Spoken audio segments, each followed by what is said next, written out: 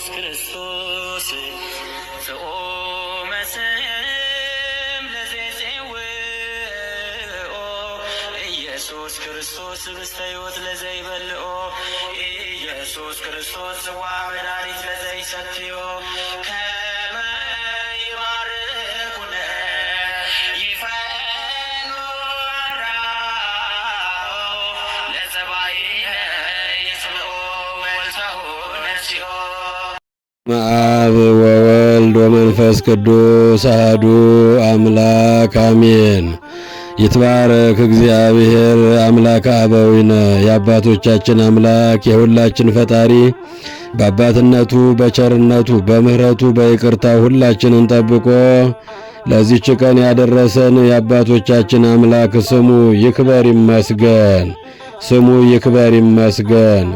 ምጽዋተ አበድር እመስዋዕት እኔ ከመስዋዕት ይልቅ ምህረትን እወዳለሁ። በደመ ክርስቶስ የተቀደሳችሁ ከአብራከ መንፈስ ቅዱስ ከማኅፀነ ዮርዳኖስ በጥምቀት ልጅነትን ያገኛችሁ የእግዚአብሔር ልጆች በውጭም አገር በውስጥም ያላችሁ በሩቅም በቅርብም ያላችሁ በሚመችም በማይመችም ስፍራ ያላችሁ የእግዚአብሔር ልጆች ምእመናን ምእመናት ሰላምታዬ ለሁላችሁም ይድረሳችሁ። በያላችሁበት እንደምን ሰነበታችሁ? እንደምን ከረማችሁ? አባታችን ነውና እኛ ልጆቹን፣ እረኛችን ነውና እኛን በጎቹን ስንወጣ ከፊት እየቀደመ ስንተኛ እየቆመ ሳይሰለች የሚጠብቀን በምህረቱ በቸርነቱ በይቅርታው በበረዴቱ ጠብቆ ለዚህች ቀን ያደረሰን የድንግል ማርያም ልጅ አምላካችን ኢየሱስ ክርስቶስ ስሙ ይክበር ይመስገን። ስሙ ይክበር ይመስገን። ምጽዋተ አበድር መስዋዕት እኔ ከመስዋዕት ይልቅ ምህረትን እወዳለሁ። ይህን ቃል የተናገረው ከሰማየ ሰማያት የወረደው ከድንግል ማርያም የተወለደው ሰውን ወዶ ሰው የሆነው በዚህች ዓለም ላይ እየዞረ ወንጌለ መንግሥትን ሲያስተምር የነበረው አምላካችን ፈጣሪያችን ኢየሱስ ክርስቶስ ነው። ቃሉን የምናገኘው በቅዱስ ማቴዎስ ወንጌል ምዕራፍ 12 ከቁጥር 7 ላይ የሚገኝ ሕያውና ዘለዓለማዊ የሆነ የአምላካችን የፈጣሪያችን የኢየሱስ ክርስቶስ ሕያውና ዘላለማዊ ቃል ነው። እኔ ከመስዋዕት ይልቅ ምህረትን እወዳለሁ። የትምህርታችን መነሻ ምጽዋተ አበድር መስዋዕት እኔ ከመስዋዕት ይልቅ ምህረትን እወዳለሁ። የእግዚአብሔር ልጆች ምእመናን ምእመናት በቤተ ክርስቲያናችን ሥርዓተ አምልኮ መሰረት በዓመት ውስጥ 52 ዕለተ ሰንበታት አሉ።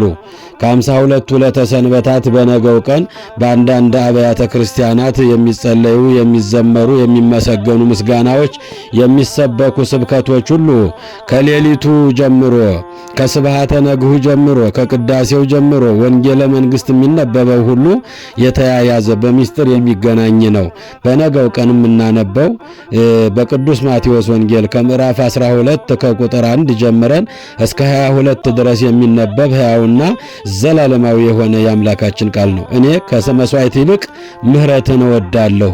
የእግዚአብሔር ልጆች ምህረት ማለት ቅጣት ለሚገባው ወንጀለኛ ይቅርታ ርኅራኄ ማድረግ ማለት ነው። ምህረት ማለት ለባልንጀራ ለድሃ ምህረት ስናደርግ እግዚአብሔር ለኛንም በምህረቱ ይመለከተናል።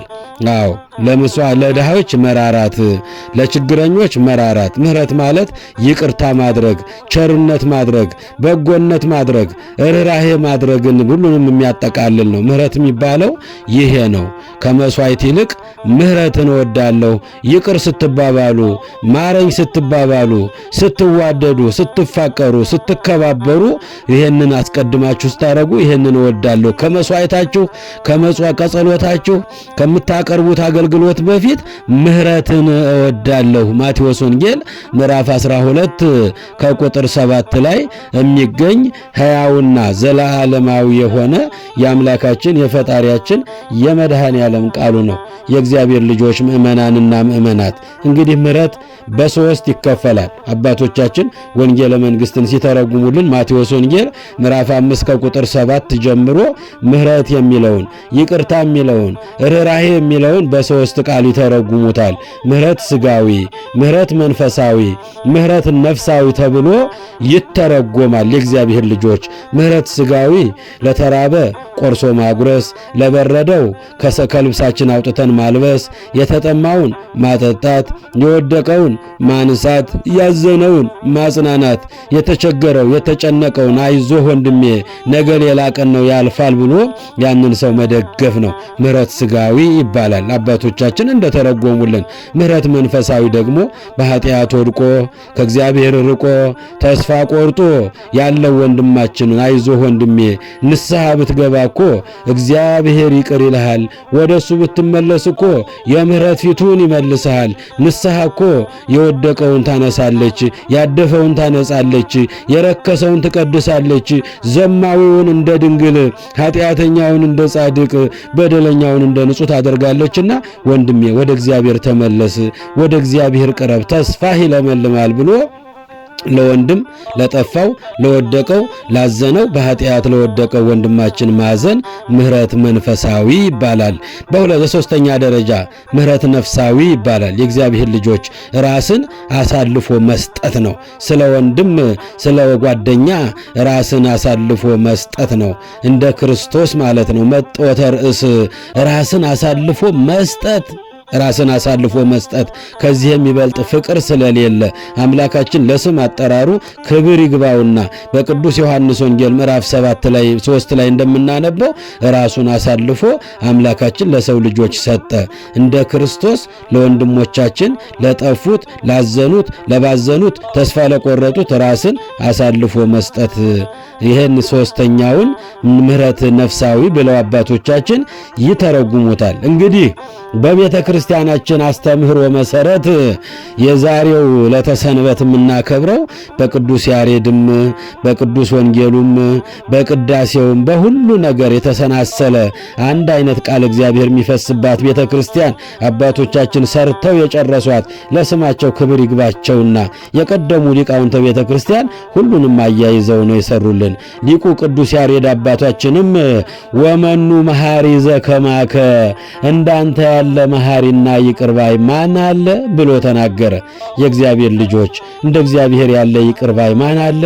አባቶቻችን በስብሐተ ነግ ከማህሌቱ ቀጥለው አያይዘው በ10 ሰዓት ከሌሊቱ በ10ኛው ሰዓት ስብሐተ ነግ ሲያቀርቡ የቅዱስ ያሬድ ለዓመቱ የተዘጋጀው ለዕለቱ የተዘጋጀው ወመኑ መሐሪ ወዘከማከ እንዳንተ ያለ መሐሪና ይቅር ባይ ማን አለ? እንደሱ ያለ መሐሪ ማን አለ? እግዚአብሔር ልጆች አዎ በምህረቱ በቸርነቱ በይቅርታው ብዛት ነው ወደ መቅደሱ ገብተን አገልግለን አመስግነን አስቀድሰን ጸበል ጠጥተን ቅዳሴ ጸበሉን ጠጥተን ድምፁን ሰምተን የምንወጣው በአምላካችን በቸርነቱ ብዛት ነው።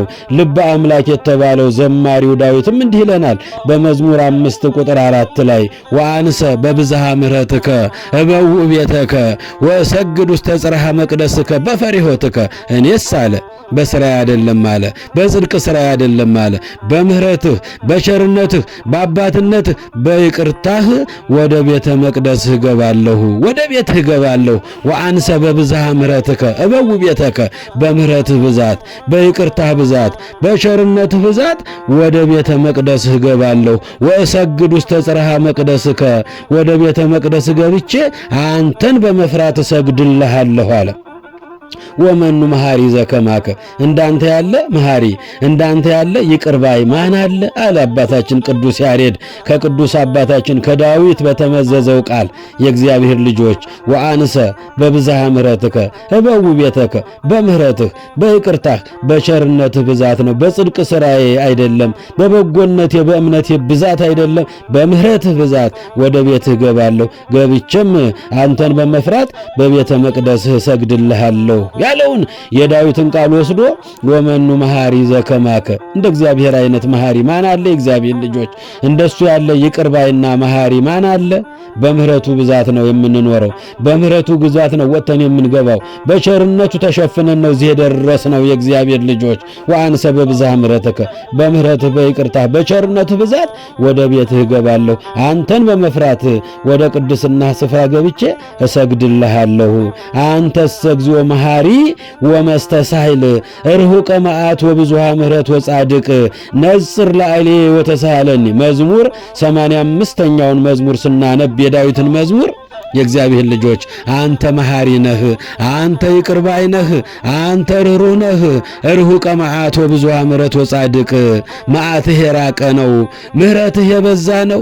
ነጽር ላዕሌ ወተሳለኒ ወደ እኔ ተመልክተህ ኃጢአትና በደሌን ይቅር በለኝ አለ ዳዊት አባታችን። እኛም እንዲህ ነው መጸለይ ያለብን የእግዚአብሔር ልጆች ምእመናንና ምእመናት።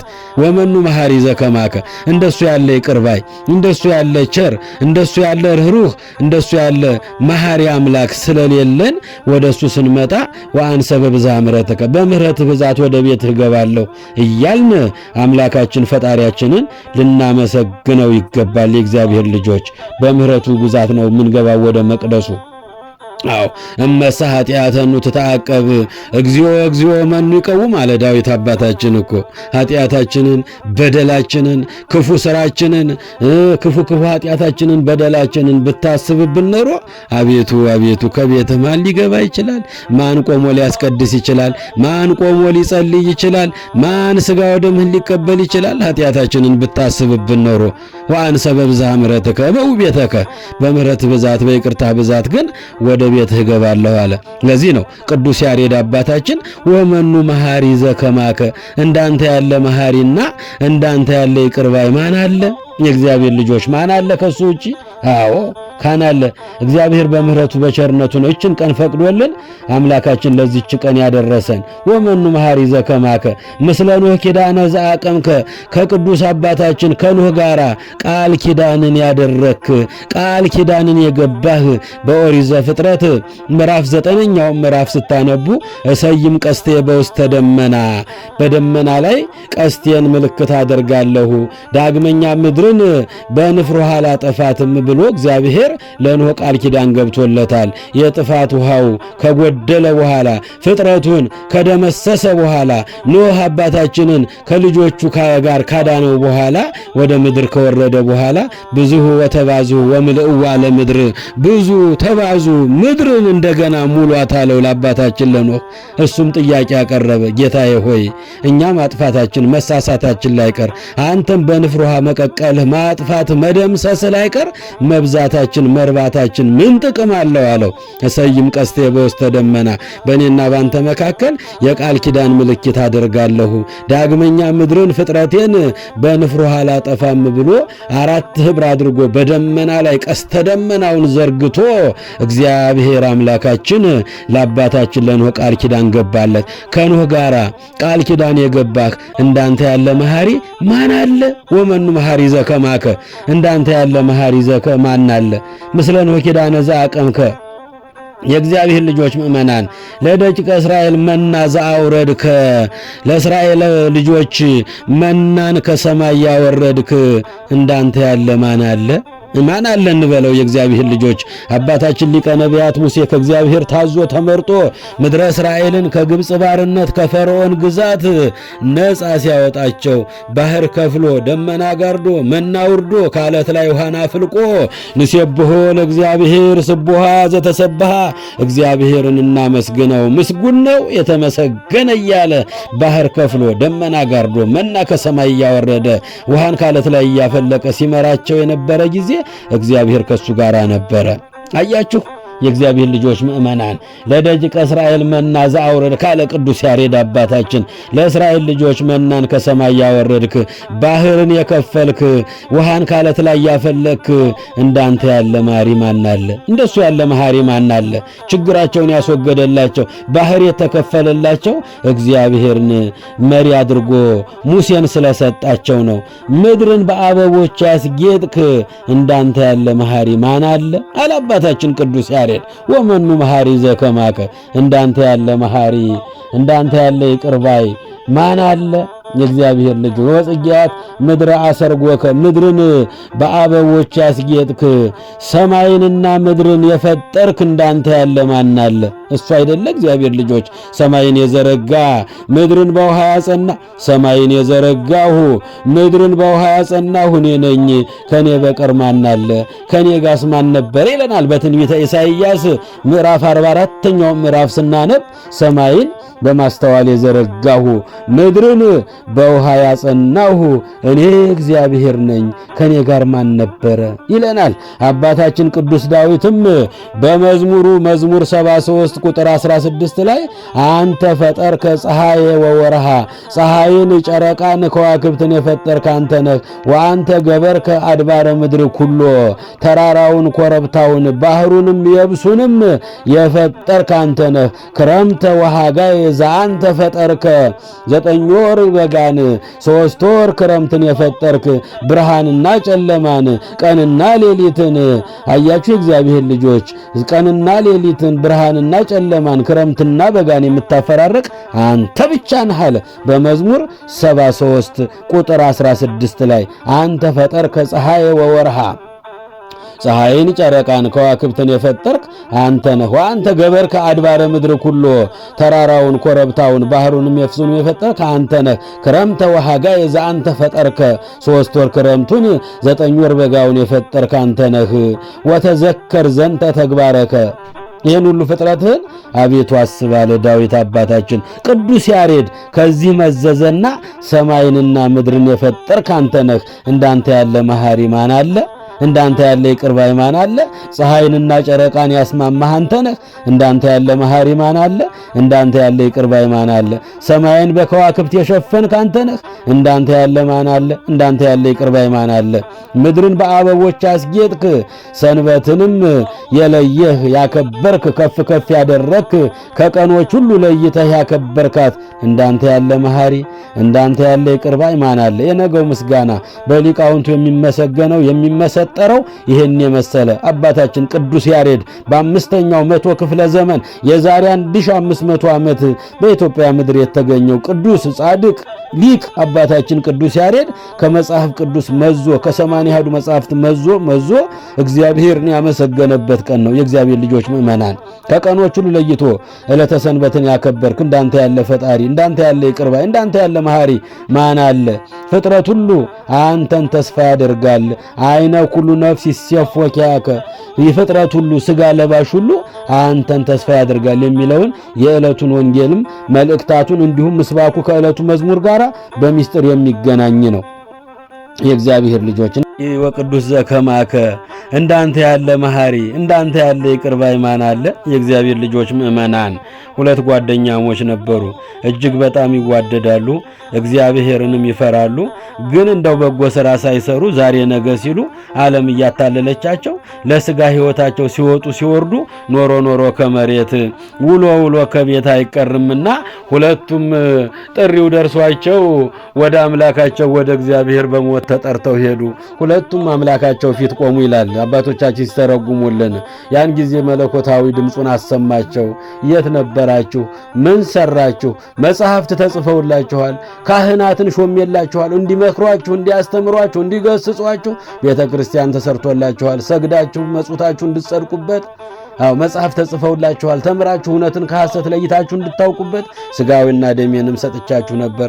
በሁሉ ሳትጠቀሙ ከኔ ፊት የመጣችሁ ለምንድነው አላቸው ይላል። የእግዚአብሔር ልጆች ምእመናን ሰው ኖሮ ከመሬት ውሎ ከቤት አይቀርም። በነፍሳችንም አምላካችን ፊት መቆም አይቀርምና እያወቁ በጎ ሥራ ሳይሰሩ ሳይጸድቁ አምላካቸው ፊት ስንቅ ሳያዘጋጁ ሄዱ ወንድሞቻችን የሞቱ ወገኖቻችን ናቸው። በዚህ ጊዜ እግዚአብሔር አምላካችን በጎ ሥራ ስላላጣሁባችሁ ምንም ስለሌላችሁ ውሰዷቸው ብሎ ወደ ዘላለም እሳት እንዲሄዱ አደረጋቸው። ያን ጊዜ መላእክተ ጽልመት እየገፉ እየገፈተሩ እየረገጡ ወደ ሰማይ እየወረወሩ ወደ ምድር እየጣሉ እያሰቃዩ ሲወስዷቸው አንዲቱ ነፍስ መለስ እያለች ፈጣሪዋን ታየው ነበር ይላሉ አባቶቻችን ሲተረጉሙልን። አንድኛዋ ግን መለስ ብላ ሳታየው እንደው ዝም ብላ መከራ እየተቀበለች ወደ ዘላለም እሳት ሊጨምሯቸው ይወስዷቸው ነበረ። እሱም በዓይኖቹ ይከተላቸው ነበረ። ብዙ መንገድ ከተጓዙ በኋላ መልሱና አምጧቸው አለ። መድኃኔዓለም ራራልን። ወመኑ መሐሪ ዘከማከ፣ እንዳንተ ያለ መሐሪና ይቅር ባይ ማን አለ? እንደሱ ያለ መሐሪ ማን አለ? የእግዚአብሔር ልጆች ራራላቸውና እስኪ ወደኔ አምጧቸው፣ ጥያቄ ልጠይቃቸው አለ። ያን ጊዜ መልሰው ከፊቱ አቆሟቸው። ራቁታቸውን ናቸው። የእግዚአብሔር ልጆች ነፍስ ራቁቷን አምላኳ ፊት ትቆማለች። ሁላችንም አንድ ቀን እንቆማለን። ኦሰብ ይትርሳ ተዘክሮተ እግዚአብሔር በኩሉ ጊዜ ወበኩሉ ሰዓት። የሰው ልጅ ሆይ አንድ ቀን እግዚአብሔር ፊት መቆምህን አትርሳ። እግዚአብሔርን ማሰብ አትርሳ። እመኒን ዘትነውም ስተኛ ስትነሳ፣ ወእመኒን ዘትትበል ስትበላ ስትጠጣ፣ ወእመኒን ዘትሐውር ከቤትም ስትወጣ ይላል አባቶቻችን መቅድመ ወንጌልን ሲተረጉሙልን። ከቤት ስትወጣ፣ ስትበላ፣ ስትጠጣ፣ ስተኛ፣ ስትነሳ የሰው ልጅ ሆይ ሞትህን አትርሳ። ሞት ሊረሳ አይገባም። ሁለቱ ነፍሳት ራቁታቸውን መድኃኔዓለም ፊት ቆሙ። ውሰዷቸው አለ። በጎ ሥራ አጣባቸው። ከዚያ መልሱና አምጧቸው አለ። መድኃኒታችን ራራላቸው። ያን ጊዜ የመጀመሪያቱን መለስ እያለች ታየው የነበረውን ጠየቃት። አንቺ ነፍስ ሂዱ ብያለሁ፣ ወደ ዘላለም እሳት ግቡ ብያለሁ፣ መለስ እያልሽ ታይኝ የነበረው ለምንድን ነው አላት። ወመኑ መሐሪ ዘከማከ፣ እንዳንተ ያለ ይቅር ባይ እንዳንተ ያለ መሐሪ የለምና ምናልባት ራርተህልኝ ከሲኦል እሳት ታድነኛለህ ብዬ ነው አለችው። ወመኑ መሐሪ ዘከማከ፣ እንደ እግዚአብሔር ያለ መሐሪ ከየት ይመጣል? የእግዚአብሔር ልጆች መሐሪ ነው፣ ርሩ ነው፣ ይቅር ባይ ነው መድኃኒታችን ኢየሱስ ክርስቶስ። እንዳንተ ያለ መሐሪ የለምና እንዳንተ ያለ ይቅር ባይ የለምና ትምረኛለህ ብዬ ነው፣ ተራራልኛለህ፣ ከሲኦል ታወጣኛለህ ብዬ ነው ተስፋ ባለመቁረጥ ሳይህ የነበረው አለችው። ሁለተኛዋን ጠየቃት። የእግዚአብሔር ልጆች አንቺስ ሂዱ ብዬ ከፈረድኩባችሁ በኋላ መለስ ብለሽ አላየሽኝ? እንደው እየገፈተሩ እያላመጡ እየተፉ እየረገጡ ሲወስዱሽ ዝም ብለሽ ትሄጀ ነበረው ለምንድን ነው አላት። ሰማይ ወምድር ያልፍ ወቃሌ የሰይሃል ሰማይና ምድር ያልፋሉ ቃሌ ግን አያልፍም ብለሃልና አንዴ ፈርደህብኛል ብዬ ነው አለችው። አምላካችን ለስም አጠራሩ ይግባው፣ ክብር ይግባው። እንደሱ ያለ ይቅር ባይ መሐሪ የሌለ አምላክ ሁለቱንም ምሪያቸዋለሁ። በማየ ሕይወት ብጠቧቸውና የብርሃን ልብስ አልብሷቸውና ወደ ገነት መልሷቸው አለ። ወመኑ መሐሪ ዘከማከ፣ እንዳንተ ያለ ይቅር ባይ እንዳንተ ያለ መሐሪ ማን ነው የምንለው ከዚህ ተነስተን ነው። የእግዚአብሔር ልጆች ምእመናንና ምእመናት እንግዲህ አባታችን አምላካችን ፈጣሪያችን ኢየሱስ ክርስቶስ በዚህ ቀን በቅዱስ ማቴዎስ ወንጌል ምዕራፍ 12 ከቁጥር 1 ጀምረን እስከ 22 ድረስ የምናነባቸው ነገሮች አሉ። አምላካችን ምሕረትን እወዳለሁ መስዋዕትን አይደለም ያለው ያለ ምክንያት አይደለም። እኔ ከመስዋዕት ይልቅ ምሕረትን እወዳለሁ ያለው አይሁዶች ከሱት ነበረ። አባቶቻችን ሐዋርያትና አምላካችን ኢየሱስ ክርስቶስ በሚጓዙ ጊዜ በእሸት መካከል በአዝመራ መካከል በሚያልፉ ጊዜ አባቶቻችን ሐዋርያት ተርበው ነበርና እሸቱን እየቀጠፉ የሰው እሸት መብላት ጀመሩ። ያን ጊዜ አይሁዶች ፈሪሳውያን ለምን ይህን አደረጉ ብለው ለክስ እንዲመቻቸው ወደ ኢየሱስ ክርስቶስ መጥተው ክስ መሰረቱ። የእግዚአብሔር ልጆች ምእመናን የመጀመሪያው እሸቱን ይብሉ ቢል ሰንበትን ይሽራል ሊሉት ፈልገው ነው። አዎ ይብሉ ፈቅጃለሁ ቢል ሰንበትን ይሽራል ብለው ሊከሱት ፈልገው ነው፣ ለክስ እንዲመቻቸው ነው። ሁለተኛው በሰንበት እሸት ቆርጠው መብላታቸውን አግባብ አይደለም ቢላቸው ኖሮ ደግሞ የሰዎች ረሃብ አያሳዝነውም ለማለት ጨካኝ አምላክ ለማስመሰል ለክስ እንዲመቻቸው ይህንን ያደርጉ ነበረ። ጌታችን ኢየሱስ ክርስቶስ ይህን እንደሚሉት ያውቅ ነበርና እናንተ ለክብሩ አቆመንላታል ለምትሏት ለዕለተ ሰንበት ጌታዋ እኔ ነኝ፣ ከሰንበት ክብር የኔ ክብር ይበልጣልና ሰንበትን ምክንያት አድርጋችሁ ሰዎችን መጉዳት የለባችሁም አላቸው። የእግዚአብሔር ልጆች ምእመናን ሰንበት ለሰው ልጆች ተፈጠረ እንጂ የሰው ልጆች ተፈጠረ እንጂ ሰው ለሰንበት አልተፈጠረምና። አዎ በሁለተኛው ሰንበት ወደ ምኩራብ ገብቶ ሲያስተምር አንድ እጁ የሰለለችውን ሰው ወደ እርሱ አምጥተው በሰንበት ቀን መፈወስ ይቻላልን ብለው ጠየቁት። ለክስ እንዲመቻቸው ነው። ይቻላል ቢላቸው ሰንበት ይሽራል ማለት ነው። ለክስ እንዲመቻቸው ማለታቸው ነው። አይቻልም ቢላቸው የሰው ጉዳት አያሳዝነውም፣ ጨካኝ ነው ለማለት ስውር ደባ ያዘለ ጥያቄ ይጠይቁት ነበረ። ጌታችንም ለጥያቄያቸውን በጥያቄ ሲመልስላቸው ከእናንተ መካከል በሰንበት በጉ ገደል ውስጥ ቢገባበት ገደሉን አስተካክሎ ስሩን ቆርጦ የማያወጣ ማን ነው? እናንተ በሰንበት ገደል ውስጥ የገባውን በግ ገደሉን አስተካክላችሁ ስሩን ቆርጣችሁ እንጨቱን ሰብራችሁ የምታወጡ ከሆነ በሰንበት ቀን መልካም ሥራ መስራት ተፈቅዷል ማለት ነው አላቸው። የእግዚአብሔር ልጆች ያን ጊዜም በሽተኛውን እጅን ዘርጋ አለውና የሰለለች እጁን እንደ ቀድሞ ሁለተኛ እጁ ጤናማ አደረገለት። ክብርና ምስጋና ለአምላካችን ይሁን።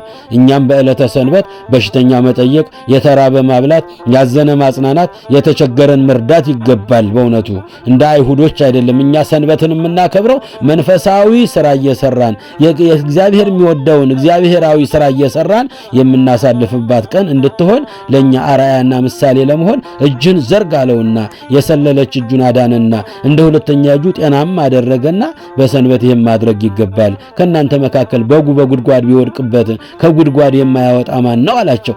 አያችሁ እግዚአብሔር ልጆች፣ ይህም ጌታችን ኢየሱስ ክርስቶስ ምሳሌያዊ መልስና የበሽተኛው መፈወስ መልካም ሥራ የሚያስከፋቸው አይሁድን ግን እንዲይዙትና እንዲገድሉት አነሳሳቸው። ጌታችን አይሁድ ሊገድሉት እንደመከሩ አውቆ እርሱ ከዚያ ቦታ ወደ ሌላ ቦታ ገለል አለ። ጌታችን ወደ ሌላ ቦታ ገለል ያለውም በሶስት ምክንያት ነው ይላሉ አባቶቻችን። የመጀመሪያው ከዕለተ ዓርብ በፊት ደሙ እንዳይፈስ፣ ሁለተኛው በዚያው እንዳለ ቢሰወር ኖሮ ደግሞ ሥጋ አልለበሰም ምትሃት ነው እንዳይሉት፣ ሶስተኛ ከፍጡሮች ፊት መሸሹና እነርሱ በእርሱ ላይ ያቀዱት ክፉ ነገር እርሱ በእነርሱ ያላደረገበት ምክንያት በነቢያት ፍርድን ድል ለመንሳት እስኪያመጣ እስከተቀጠቀጠን ሸምበቆ አይሰበርም፣ የሚጨስን ጧፍ አያጠፋም፣ አሕዛብ በስሙ ተስፋ ያደርጋሉ ተብሎ የተነገረው ቃለ ትንቢት ይፈጸም ዘንድ ነው። የእግዚአብሔር ልጆች ከመስዋዕት ይልቅ ምህረትን እወዳለሁ። እኔ ከመስዋዕት ይልቅ ምህረትን እወዳለሁ። ከመስዋዕታችን በፊት ከጸሎታችን በፊት ዕጣኑን ዘቢቡን ቋጥረን መገበሪያውን ሰፍረን ንዋየ ቅድሳቱን ይዘን ወደ እግዚአብሔር መቅደስ ከመምጣታችን በፊት ይቅር መባባልን እግዚአብሔር ይፈልጋል። መዋደድን፣ መከባበርን፣ የወድሞ የበደሉንን መተውን ይፈልጋል። እወህድጉ ከመ ይህድግ ለክሙ እወህ ይስራዩ ከመ ይስራይ ለክሙ ይላል ዮሐንስ አፈወርቅ አባታችን። በእውነት የበደሏችሁን ይቅር ስትሉ እኔ የሰማይ አባታችሁ የእናንተን ይቅር እላለሁ። እናንተ የበደሏችሁን ስትተዉ እኔ እናንተን በደል እተውላችኋለሁ። እናንተ ስትምሯቸው እኔም እምራችኋለሁ። አያችሁ የእግዚአብሔር ልጆች መሐሪ አምላክ ይቅር ባይ አምላክ ስለሆነ ከመስዋዕታችሁ በፊት ምህረትን እወዳለሁ ብሎ አምላካችን አይሁዶችን ገስጿቸዋል። እንግዲህ በዚህ ቀን የሚነበቡ ምንባባት ሁሉ የዚህ ታሪክ መነሻዎች ናቸው። የእግዚአብሔር ልጆች ምእመናን፣ ለዚህ ነው አባታችን ቅዱስ ያሬድ ወመኑ መሐሪ ዘከማከ አባታችን ቅዱስ ያሬድ በእውነቱ ወመኑ መሐሪ ዘከማከ እንዳንተ ያለ መሐሪ እንዳንተ ያለ ይቅር ባይ ማን አለ ብሎ አባታችንን አምላካችንን ፈጣሪያችንን ያመሰገነበት ቀን ነው። እንዳንተ ያለ መሐሪ ከኖህ ጋር ቃል ኪዳን ያገባህ ለእስራኤል ልጆች መናን ከሰማይ ያወረድክ ምድርን በአበቦች ያስጌጥክ ሰማዩን ምድሩን የፈጠርክ እንዳንተ ያለ መሐሪና ይቅር ባይ ማን አለ? ፀሐይና ጨረቃን ያስማማህ እንዳንተ ያለ መሐሪና ይቅር ባይ ማን አለ? ሰማይን በከዋክብት የሸፈንክ ምድርን በአበቦች ያስጌጥክ ሰንበትን ለየህ ያከበርክ ከፍ ከፍ ያደረክ ከቀኖች ሁሉ ለይተህ ያከበርክ እንዳንተ ያለ መሐሪ እንዳንተ ያለ ይቅር ባይ ማን አለ እያልን አምላካችንን በምህረቱ በቸርነቱ ብዛት ወደ ቅድስናው ስፍራ ስንገባ ወአንሰ በብዝሃ ምሕረትከ እበው ቤተከ እኔስ በምህረትህ በይቅርታህ በቸርነትህ ብዛት ወደ መቅደስህ እገባለሁ። ወሰግድ ውስተ ጽርሐ መቅደስከ በፈሪሆትከ መዝሙር 5ኛው መዝሙር ላይ አያችሁ በቅድስና ስፍራ ቆሜ አንተን በመፍራት ለገናናው ለኃያሉ ስምህ እሰግድልሃለሁ። የእግዚአብሔር ልጆች በዕለተ ሰንበት ወደ መቅደሱ ልንገሰግስ አምላካችንን ልናመሰግን ይገባል። ዕለተ ሰንበት ሰቃል እግዚአብሔር የምንሰማበት በጎ የምንሰራበት በሽተኛ እግዚአብሔር ማርህ የምንልበት ያጣውን የነጣውን የተቸገረውን የተራበውን የወደቀውን ያዘነውን የምንጠይቅበት ቀን ነውና በዚህ መልካም ቀን ማሳለፍ መቻል አለብን። ወመኑ መሐሪ ዘቅዱስ ዘከማከ ምህረት ስጋዊ ምህረት መንፈሳዊ ምህረት ነፍሳዊ ብለው አባቶቻችን ይተረጉሙታል። ምሕረት ሦስት አይነት ምሕረት አለ። ለተቸገሩ መራራት፣ ላዘኑ መራራት፣ ለተጨነቁ መራራት፣ ርኅራኄ ማድረግ፣ ለባልንጀራ በኃጢአት ለወደቀ ከእግዚአብሔር ለራቀ ክፉ ነገር ላይ ገጠመ ሁሉ ለድሃ ምሕረትን ስናደርግ እግዚአብሔር በእኛ ደግሞ ይራራልናል። ብፁዓን መሐረያን ለሰው የሚራሩ ብፁዓን ናቸው እኔ የሰማይ አባታቸው እራራላቸዋለሁና ብሎ አምላካችን ተናግሯልና አምላካችን ለሁላችንም የምሕረት ፊቱን የይቅርታ ፊቱን የርኅራኄ ፊቱን ይመልስልን። ወመኑ መሐሪ ዘከማከ እንዳንተ ያለ ይቅር ባይ እንዳንተ ያለ መሐሪ እንዳንተ ያለ ቸር ማን አለ እያል ወደ መቅደሱ ልንመጣ ይገባናል። ያስተማረን የመከረን የገሰጸን የአባቶቻችን አምላክ የድንግል ማርያም ልጅ ኢየሱስ ክርስቶስ ስሙ ይክበር ይመስገን። የሰማነውን ቃል እግዚአብሔር በልቦናችን ይጻፍልን። 30 60 100 ፍሬ አፍርተን የስሙ ቀዳሾች የመንግስቱ ወራሾች ለመሆን ያብቃን። የሁላችንን መጨረሻ በመቅደሱ ያድርግልን። ወመኑ መሐሪ አምላክ ዘከማከ እንዳንተ ያለ ይቅር ባይ ማን አለ? ይቆየን። ኢየሱስ ክርስቶስ ጽኦመ ስም ለዘይጼውኦ ኢየሱስ ክርስቶስ ህብስተ ሕይወት ለዘይበልኦ ኢየሱስ ክርስቶስ ጽዋ መድኃኒት ለዘይሰትዮ ከመ ይባርኩነ ይፈኖ አርዳኦ ለጸባኢነ ይጽብኦ ወልተሁ ነሲኦ